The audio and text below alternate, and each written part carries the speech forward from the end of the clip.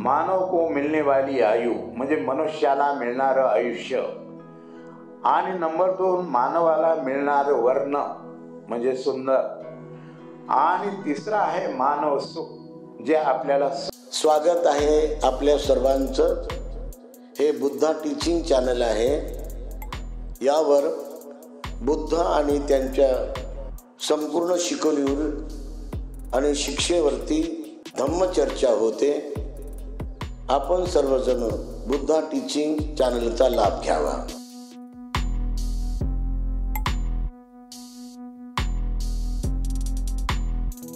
नमो तस्स भगवतो अरहतो सम्मा संबुद्धस्स.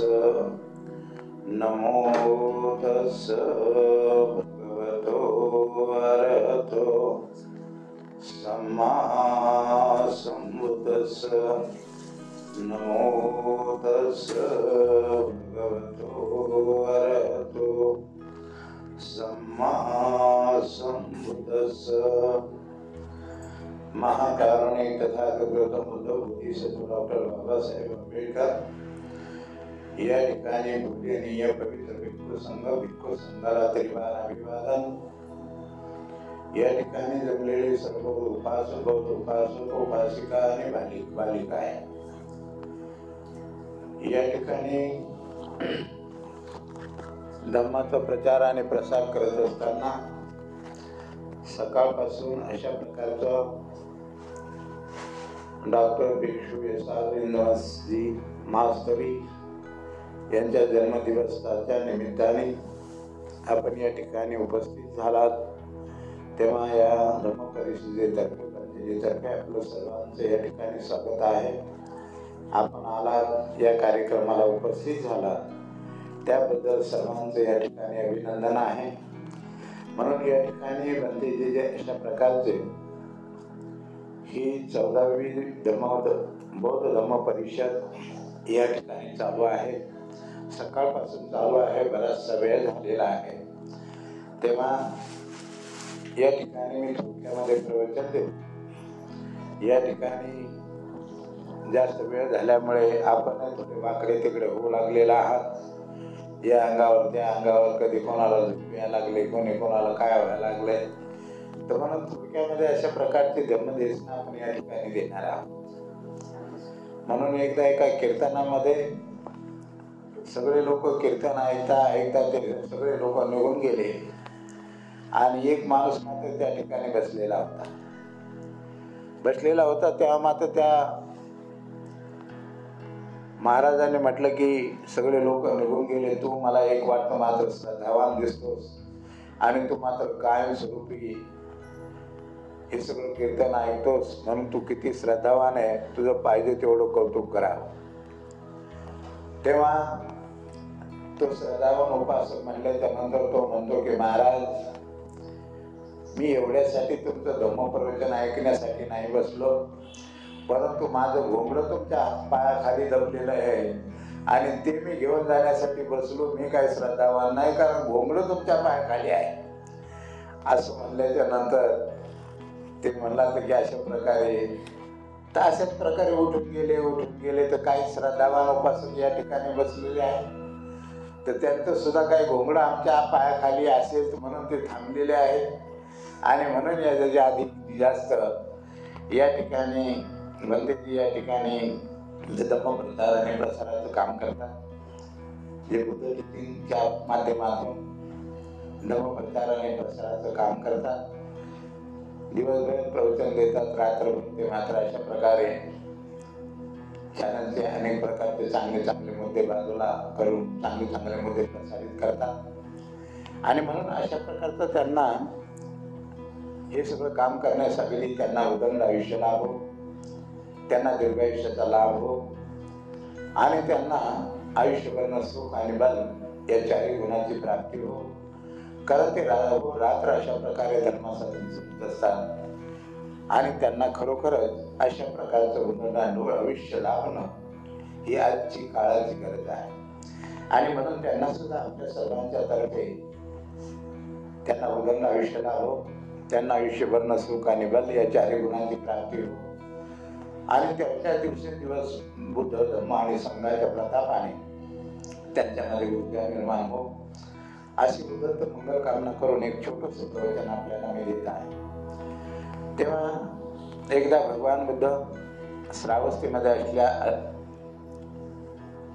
वर्षवासाच्या निमित्ताने राहत होते आणि वर्षवासाच्या निमित्ताने राहत असताना एक म्हातारी आजीबाई भगवंताकडे आली आणि भगवंताकडे आल्याच्या नंतर भगवंताला म्हणाले, भगवान मला तुम्ही असं सोप्या आणि साध्या शब्दामध्ये असा धर्म सांगा की जेणेकरून माझं कल्याण होईल, माझं मंगल होईल. मग त्या काळामध्ये भाषामध्ये भगवान बुद्ध 2 लाईनीमध्ये तिला समजावून सांगतात आजीबाईला की आजीबाई धर्म खरोखरच अशा प्रकारे साध्या आणि सोप्या आणि थोडक्यामध्ये सांगितला पाहिजे की जेणेकरून तू जास्तीत जास्त लोकांच्या डोक्यावरून जाऊ नये आणि म्हणून धर्म साध्या सोप्या साध्यामध्ये सांगितला पाहिजे. म्हणून भगवंताने काही 2 शब्दामध्ये थोडक्यामध्ये धर्माचा सार सांगितला. तेव्हा एक आजीबाई त्यांच्याकडे येऊन ते म्हणाले की मला थोडक्यामध्ये सांगा. तर भगवान बुद्ध म्हणतात धर्म थोडक्यामध्ये सांगितला पाहिजे. मग भगवान तिला सांगतात की सब पापस्स करणं कुशलोपसंपदा सचित परियोदपनं एतं बुद्धान शासनं. भगवान बुद्ध आजीबाईला समजावून सांगतात की आई, कोणत्याही प्रकारचे पाप कर्म करू नका, पुण्याचा संचय करा, आपल्या मनाला परिशुद्ध करा, परियोदपन आपलं संपूर्ण मन परिशुद्ध करून धुवून साफ करा. आजीबाई तुम्ही एवढंच जर केलं तर तुम्ही मुक्तावस्था प्राप्त करू शकता. असं म्हणल्याच्या नंतर भगवंताने तिला सांगितल्याच्या नंतर त्या आजीबाई त्याच्यावर मात्र अशा प्रकारे आचरण करतात. आपल्याला संपूर्ण त्रिपिटक पाठ जरी असलं, विनय पिटक, सुत्त पिटक, अभिधम पिटक कंठस्थ जरी पाठ असलं, परंतु त्याचं जर आचरण नसेल तर ज्ञान ते शून्य आहे. आणि म्हणून या 3 शब्दामध्ये भगवंताने जे सांगितलं आजीबाईला की कोणत्याही प्रकारचं पाप करू नका, पुण्याचा संचय करा, आपल्या मनाला निर्मळ करा आणि परिपूर्ण निर्मळ करा. आजीबाई एवढंच जर तुम्ही केलं तर तुम्ही मुक्तावस्था प्राप्त करू शकता. या ठिकाणी सुमना सूत्र असं म्हटलेलं आहे. सुमना ते या ठिकाणी म्हटलं की एक समय पूर्व अनाथ पिंडिक द्वारा निर्मापी जेतवन विहारात जेतवन आराम विहारात विराजमान होते आणि त्यावेळी सुमन नामक राजकुमारी 500 राजकुमारियों के साथ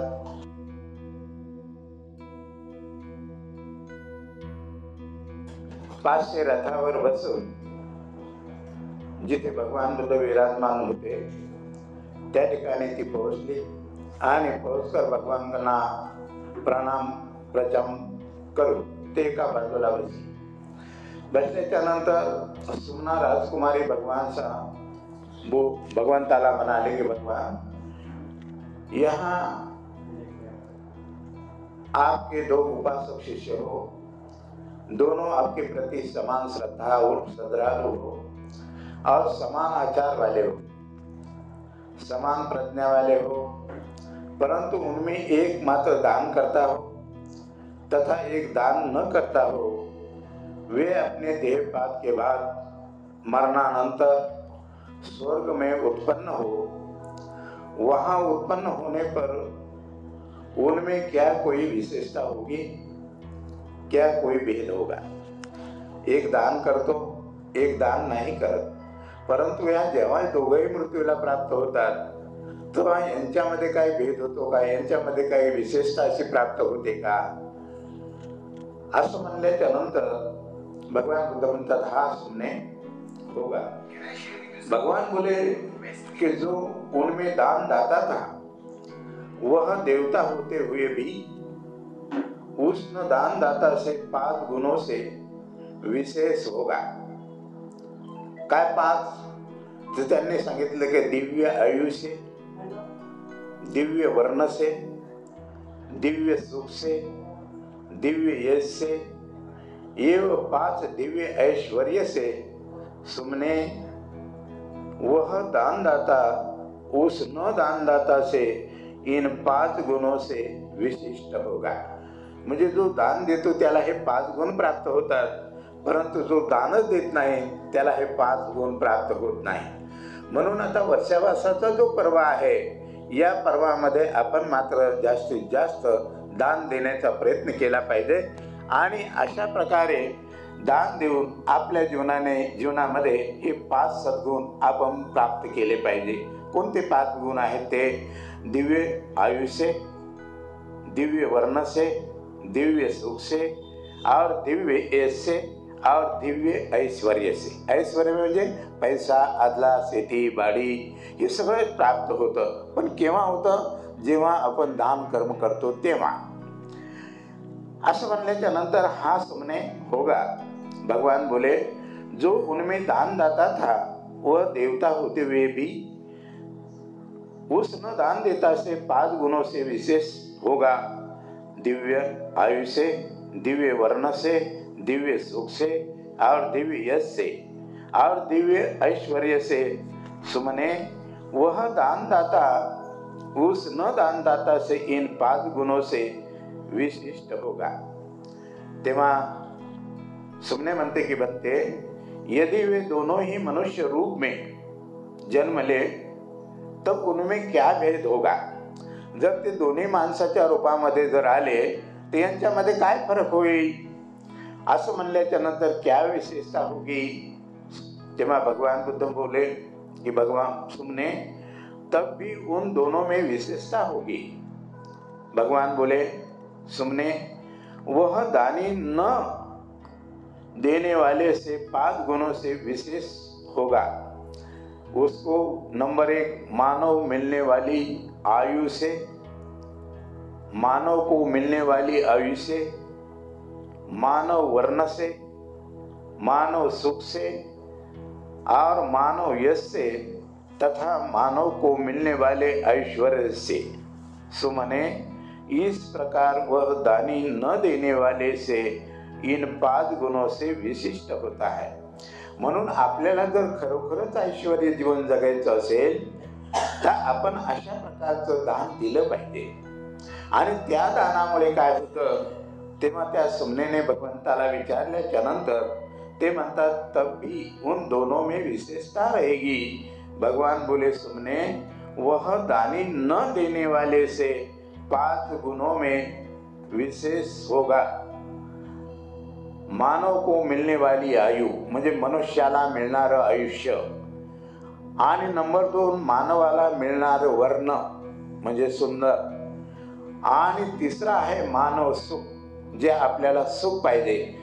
काही माणसं आपण पाहतो दुःखाने पीडित असतात, कुणाला कशाचं दुःख, कुणाला कशाचं दुःख. परंतु जर आपण हे दान जर कर्म खऱ्याच अर्थाने केलं तर आपल्याला ते मानव सुख प्राप्त होतं. आपल्या जीवनामध्ये कोणत्याही प्रकारचं कष्ट किंवा परेशानी आपल्याला होत नाही. म्हणून आपण दान कर्म केलं पाहिजे. नंबर 4 मानव यश से म्हणजे मानवामध्ये आपल्याला यश प्राप्त होतं. कोणतेही जरी काम केलं तर आपण त्याच्यामध्ये सफल होऊ शकतो, त्यामध्ये परिपूर्ण होऊ शकतो आणि आपला जो उद्देश आहे तो सफल होऊ शकतो. म्हणून आपण अशा प्रकारचं दान केलं पाहिजे. भगवान बुद्ध म्हणतात, अशा प्रकारे मानव वर्ण से, मानव सुख से आणि मानव यश से आणि मानव को मिलने वाले ऐश्वर्य से, म्हणजे आपल्याला मानव जीवन मिळाल्याच्या नंतर जे ऐश्वर्याचा लाभ होतो ते केवळ दान कर्म केल्याने मिळतो. आणि म्हणून अशा प्रकारचे 5 गुण आपल्याला जर खरंच प्राप्त करायचे असतील तर आपण अशा प्रकारचं दान कर्म केलं पाहिजे की जे दान कर्म करतात त्यांना हे 5 गुण प्राप्त होतात. पण जे दान कर्म करतच नाहीत त्यांना मात्र अशा प्रकारचे जे 5 सद्गुण आहेत हे प्राप्त होत नाही. आणि म्हणून जेव्हा ते मृत्यूला प्राप्त होतात तेव्हा ते मात्र दरिद्री कुळामध्ये जन्माला होतात. 1 दिवसाचं भोजन सुद्धा त्यांच्या नशिबी होत नाही. उपाशी राहावं लागतं, सगळे कुटके खावं लागतं, भीक मागावी लागते. म्हणून अशा प्रकारचं आपण मात्र अशा प्रकारचं पुण्यकर्म करावं की जेणेकरून आपल्या जीवनामध्ये हे 5 सद्गुण आपल्याला प्राप्त व्हावेत. यासाठी भगवान बुद्धांनी अशा प्रकारचा आपल्याला या ठिकाणी उपदेश केलेला आहे. पुढे भगवान बुद्ध म्हणतात, यदि बनते वो दोनों ही घर छोड़कर, क्या म्हणतात, यदि वो दोनों ही घर छोड़कर प्रवजित हो तो उन दोनों में क्या विशेषता होगी, क्या भेद होगा. अगर प्रवजित झाले आणि दोघे प्रवजित झाल्याच्या नंतर जे असं काही एक करतो, दान देतो, एक दान नाही देत, तर मग या दान देणाऱ्या भिक्षूचं विशेष काय होतं आणि दान न देणाऱ्या भिक्षूचं विशेष काय होतं, हा फरक मला सांगा. तेव्हा भगवान बुद्ध म्हणतात, सुमने वहां भी उन दोनों में भेद होगा. भिक्षू जरी असले परंतु यांच्यामध्ये जरी असले भिक्षू तरी यांच्यामध्ये मात्र नक्कीच भेद होतो. काय भेद होतो, तो भगवान बोले कि वह दानी परिव्राजक उस न दान देता परिव्राजक से इन 5 गुणों में विशिष्ट होगा. जो दान देतो त्याला 5 गुण विशिष्ट प्राप्त होतात. जो दानच देत नाही त्याला हे 5 गुण विशेष असे प्राप्त होत नाहीत. आणि म्हणून भगवान बुद्ध म्हणतात, नंबर 1, उस दानी परिव्राजक को मांगे बिना भी पर्याप्त चिवरों का उपयोग करने को मिलेगा. त्याला पुष्कळ चिवर मिळतात, त्याला कोणाला मागायची गरज पडत नाही. आपोआप त्याला हे सगळं मिळतं, कारण तो दान धर्म करतो. आणि म्हणून ते दान कर्म केल्यामुळे त्याला कोणाच्या पुढे गिडगिडण्याची गरज नाही, मागण्याची गरज नाही. हे सगळं आपोआप त्याला प्राप्त होतं. हे विशेष गुण त्याला प्राप्त होतो. नंबर, अशा प्रकारे भगवान पुढे म्हणतात की दूसरा है कि उसको बिना मांगे भी पर्याप्त पिंडपात खाद्य पदार्थ मिलता रहेगा. त्याला पिंडपात करण्याची गरज नाही, आपोआप त्याला आपल्या प्रकारे खाणं पिणं सगळं वेळेवर मिळेल आणि लोक मात्र त्याला पाहिजे ते अन्न मात्र त्याला देतील. पिंडकार करण्याची सुद्धा त्याला गरज भासत नाही, कारण तो दान कर्म करतो म्हणून त्याचं हे फळ आहे. पुढे म्हटलं की अशा प्रकारे नंबर 3, उसकी पिंडपात की याचना भिक्षा कभी कदाचित करनी पडी. एखाद्या वेळेला त्याला कदाचित जर समजा अन्न नाही कोणी दिलं तर तो पिंडपात करून सुद्धा आपल्याला अशा प्रकारे आसानीनं त्याला पिंडपात मिळतं, म्हणजे भोजन मिळतं.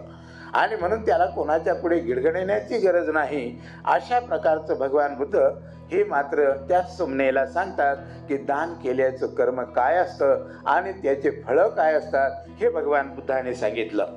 आणि म्हणून अशा प्रकारे याचना करनी पड़ती है. नंबर 4, उसको रुग्णावस्था में औषध एवं पथ्य मांगे बिना ही मिलते रहेंगे. अगर तो आजारी पडला तर त्याला रुग्णामध्ये कोणाला पैसे मागायची गरज नाही, आपोआप येतं. आपोआप अनेक प्रकारचे दानदाते तयार होतात आणि त्याला औषधी जे काय पैशाची कमी असेल हे सगळे दानदाता त्याला पूर्ण करतात. म्हणून त्याला अशा प्रकारचं कोणती औषधी किंवा पथ्य बिना मागे ही मिलेगी, म्हणजे त्याला कोणाला मागायची गरज नाही, आपोआप दानदाते तयार होतात आणि त्या ठिकाणी हॉस्पिटलमध्ये येऊन ते मात्र त्याची मदत करतात. त्याला मागायची गरज नाही, हे दानाचं फळ आहे. म्हणून उसको पथ्यार्थ आणि याचना कभी कदाचित ही करणी पडे. म्हणून त्याला कधी कधी जर असं वाटतं की कधी त्याला मात्र असं वाटतं की मला कोणीतरी पैसे दिले पाहिजे, मला तर कोणीतरी पैसे दिले, ही याचना करायची जरुरीच पडत नाही, तर तो दान करतो. आणि म्हणून त्या दानाच्या परिणामामुळे, त्या दानाच्या त्यागामुळे त्याला मात्र सगळे आपोआप मात्र त्या ठिकाणी जो काय पैसा लागतो, जे काय पथ्य लागतं, जे काय पैसा लागतो ते आपोआप त्या ठिकाणी तयार होतं आणि ते मात्र आपोआपच त्याच्या पाठीमागे लोक दान करतात आणि त्याची जरूरत सुद्धा त्या ठिकाणी पुरी होते. 5वां है वह जिन सब ब्रह्मचारी भिक्षुओं के साथ साधना हेतु रहता है और उसके काय कर्म, वाक कर्म, मानस कर्म आदि कर्म कहे बिना ही कर्म करते रहते हैं, उनको इन कार्य के लिए उनके स्वभावता कदाचित ही कहना पड़ता है. म्हणून त्याला अशा प्रकारे मानस कर्म म्हणजे कायेचे कर्म, मनाचे कर्म, वाचेचे कर्म हे आपोआपच साधनेच्या माध्यमातून ते परिपूर्ण होतात आणि ते शुद्ध होत चालतात. अशा प्रकारचे सुमने न दाता परिव्राजक की अपेक्षा दाता परिव्राजक में ये 5 विशेषताएं होती है. आणि म्हणून बनते यदि वो दोनों दानी एवं अदानी, अनंत ज्ञान प्राप्त कर ले तब बनते उन दोनों में क्या भेद होगा। अगर हे दोन्ही भिक्षू ध्यान साधना करता करता जर अनंत झाले पण एक दान भिक्षू देतो आणि एक दान देत नाही, तर मग याच्या काय विशेषता आहे, जरा समजून घ्या जरा प्रवचनाला. आणि म्हणून यांच्यामध्ये काय फरक आहे, दोन्ही भिक्षू आहेत, दोघांचे चिवर आहेत, दोघांचे मुंडन दाढीमुची केलेली आहे, परंतु दोघे मात्र अनंत झालेले आहेत. पण एक दानदाता आहे, एक दानदाता नाहीये. म्हणून यांच्यामध्ये काय विशेषता आहे हे विशेष मात्र या ठिकाणी भगवंताने सांगितलं. तर भगवान म्हणता सुमने वहां कोई विशेषता होगी ऐसा मैं नहीं मानता, क्योंकि ज्ञानियों को ऐसी विशेषता से विभाजित नहीं किया जा सकता, कारण कि वे उस अवस्था में सभी भेदों से सभी विशेषता से विमुक्त हो जाते हैं. म्हणून अशा प्रकारचे जे अनंत झालेले आहेत पण दोन्ही भिक्षू आहेत, एक दान करतो एक दान करत जरी नसला परंतु त्यांनी सगळ्या आकांक्षा काढून टाकलेल्या आहेत. म्हणून यांच्यामध्ये काही भेद करता येत नाही आणि म्हणून अशी अवस्था में सभी भेदों से सभी विशेषता से मुक्त हो जाते हैं. तेव्हा सुमना बनते कि आश्चर्य है बनते, अद्भुत है बनते, तब तो बनते हम लोगों को दान कर्म करते हुए, हमको दान कर्म करते हुए पुण्य कर्म अवश्य करना चाहिए. मग आपल्याला हे पर्व आहे, वर्षावासाचं सुवर्ण संधी आहे, म्हणून आपण या वर्षावासाच्या काळामध्ये नक्कीच दानकर्म केलं पाहिजे. आणि म्हणून ती म्हणते सुमने की नक्कीच आम्हाला पुण्यकर्म अवश्य करना चाहिए. जबकि देवत्व प्राप्त होने पर भी ये पुण्य उसमें उपकारक ही होते हैं और मनुष्यत्व प्राप्त होने पर भी प्रवजित होने पर भी ये पुण्य कर्म वहाँ उपकारक ही होते हैं. मग चाहे तुम्ही अनंत अवस्था प्राप्त करा, गृहस्थ राहाल, गृहस्थीय राहाल, भिक्षुणी राहाल, तरी हे पुण्य तुम्हाला सर्वांना आपापल्या परीनं कामाला येतं. हे व्यर्थ जात नाही. काय जात नाही?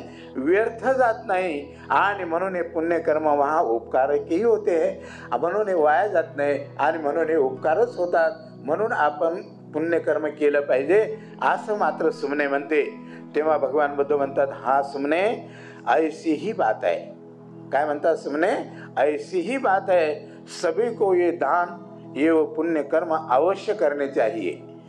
इसके पीछे नहीं रहना चाहिए, ये मौका गंवाना नहीं चाहिए, ये संधि गंवाना नहीं चाहिए, ये अवसर खोना नहीं चाहिए. और सुमने तुमने मात्र दान अवश्य पुण्य कर्म करणे हे चाहिए असं भगवान त्या सुमनेला सांगतात. मग आपण हे व्हायला पाहिजे का? आपण हे सुवर्ण संधी जाऊ द्यायला पाहिजे का? नाही. आता 1 महिना झाला, 1.5 महिना होऊन गेला, आता 1.5 महिना असते असते होऊन जाईल आणि ती सुवर्ण संधी जर आम्ही दानच नाही केलं तर आमच्या हातातून निष्ठून जाईल आणि आम्ही अधोगतीला प्राप्त हो. म्हणून काय म्हणतात भगवान की बात सही है, सभी को ये दान कर्म ये पुण्य कर्म अवश्य करना चाहिए, क्योंकि ये पुण्य कर्म प्रवजित होने पर भी उपकारक ही होते हैं. म्हणून प्रवजित जरी असले तरी त्यांना दान कर्म केलं पाहिजे. प्रवजित नाही उपासक त्यांनाही दान कर्म केलं पाहिजे आणि जे उपासिक आहेत त्यांनी दान कर्म केलं पाहिजे. हे दोन्हीच्या चारही जीवनामध्ये सर्वांच्या उपयोगी आहे आणि म्हणून आपण हे दान कर्म केलं पाहिजे. तेव्हा भगवान बुद्ध म्हणतात, भगवान ने उपदेश दिया, ये उपदेश कर.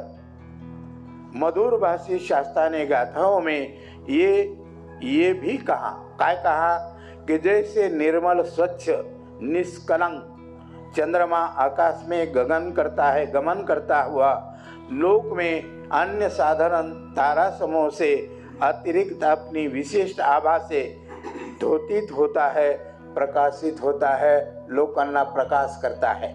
ढगातून जरी निघाला, तारंगाना जरूर निघाला, परंतु त्याच्यातून मात्र लोकांना शिथिल अशी विशेष आभा से तो द्योतित करता है, लोकांना प्रकाशित करता है. याकरता आपण सर्वांनी हे सगळं करण्यासाठी आपण सुद्धा अशा प्रकारे दान कर्म अवश्य केलं पाहिजे. पुढे भगवान बुद्ध म्हणतात, उसी प्रकार कोई शील संपन्न श्रद्धालु उत्तम पुरुष लोक में अन्य सभी मात्सर्य संपन्न अति लोभी कंजूस आणि पुरुषों से अपनी अतिरिक्त विशेष शोभा से शोभित होता रहता है। म्हणजे जो मात्र पुरुष अपनी अतिरिक्त विशेष शोभा से शोभित करता है, दुसऱ्यांना प्रकाशित करतो, मी दान देतो, दुसऱ्याला दान द्यायला लावतो, मी धर्माचं पालन करतो, दुसऱ्याला धर्माचं पालन करायला लावतो, मी साधना करतो, दुसऱ्याला साधना करायला लावतो, अशा प्रकारे लोकांना प्रकाशित करतो। आणि जेव्हा तो प्रकाशित करतो तेव्हा तो शोभायमान दिसतो का नाही? आणि म्हणून अशा प्रकारचा आपण सुद्धा शोभा से शोभित होता रहता है। जैसे हजारों पंक्ति वाले काले मेघ से बिजली कड़कती है। जेव्हा बिजली कड़कते ते किती मेघ असतात? काळे कुट्ट असतात, परंतु जेव्हा बिजली कडकते तेव्हा त्या काळा कुट्ट दगडातून बिजली जेव्हा कडकते तेव्हा छनकन लाईट पडतो का नाही? आणि म्हणून अशा प्रकारचा लाईट सुद्धा आपण सुद्धा या पंक्तिवाले काले मेघ से बिजली कड़कती आणि पृथ्वीवर जलवृष्टि भी होती है तथा नीचे भूमि जल से भर जाती है। सुख ही सुख हो गया ना। आणि म्हणून अशा प्रकारे जलवृष्टी झाल्याच्या नंतर सगळे शेतकरी खुशाल होतात, आम्हाला उन्नती येते, भरपूर धान्य मिळतं, आम्ही सुखपूर्वक होतो आणि दामही कमी होतात, आम्हाला धान्यही भरपूर मिळतं, अशा प्रकारचं जग खुशाल होतं। आणि म्हणून या ठिकाणी म्हटलं की तथा नीचे भूमि जल से भर जाती। उसी प्रकार सम्यक संबुद्ध का सुंदर आकृति दानी शिष्य अपनी इन 5 विशेषताओं से लोक में अति लोभी कंजूस लोगों से तिरस्कार करता रहता है। कंजूस लोकांचा तिरस्कार करतात नाही का? ते काय कंजूस आहे हो, तो काय दानच देत नाही ना, कोणी भिक्षूला कधी 5 बोटाने दान नाही दिलं, किती कंजूस आहे हो, किती कंजूस आहे, आणि म्हणून लोक त्याचा तिरस्कार करतात। पण जेव्हा लोक दान करतात तेव्हा लोक मात्र त्याला जवळ आला तर त्याला म्हणतात जय भीम, फार दानी माणूस आहे, अरे बंतीजी जय भीम, अरे जय भीम। सारे लोक त्या मात्र दानी माणसाची किंमत करतात। आणि एवढंच नाही तर हजारो लोकांमध्ये त्याची किंमत होते आणि सगळे लोक त्याला जय भीम जय भीम म्हणतात। कंजूस माणसाला म्हणतात अरे तो कंजूस माणूस आला, त्यात ते लोक थोबाड फिरवतात, त्याला एका बाजूने निघून जातात। लक्षात आलं? आणि म्हणून अशा प्रकारचं दान आपण सुद्धा केलं पाहिजे, कंजूस नाही बनलं पाहिजे। पुढे काय म्हणतात? म्हणून अशा प्रकारे आयुष्य यश से, वर्ण से, सुख से, यो ऐश्वर्य से और संपत्ति से वह यहाँ इनका यथेच्छ उपयोग कर मरणानंतर स्वर्ग में जाकर दिव्य सुख का अनुभव प्राप्त कर मुदित होता है। दानी माणूस केव्हाही अशा प्रकारे यथेच्छ उपयोग करून अशा प्रकारे मेल्याच्या नंतर स्वर्ग में जाकर दिव्य सुख अनुभव कर प्रमोदित होता है, आनंदित होता है। म्हणून अशा प्रकारचं आपण या ठिकाणी जे प्रवचन या ठिकाणी आपण ऐकलं त्याचप्रमाणे आपण सुद्धा अशा प्रकारे दानी बनवून अशा प्रकारचे 5 सद्गुण आपल्यामध्ये निर्माण करून आपण सुद्धा लोकांमध्ये प्रतीत होऊन अशा प्रकारे आपण ऐश्वर्याचा भोग भोगावा। एवढंच बोलून हे प्रवचन मी या ठिकाणी थांबवतो। आपण ऐकून घेतलं त्याबद्दल मी सर्वांचे या ठिकाणी आभार मानतो।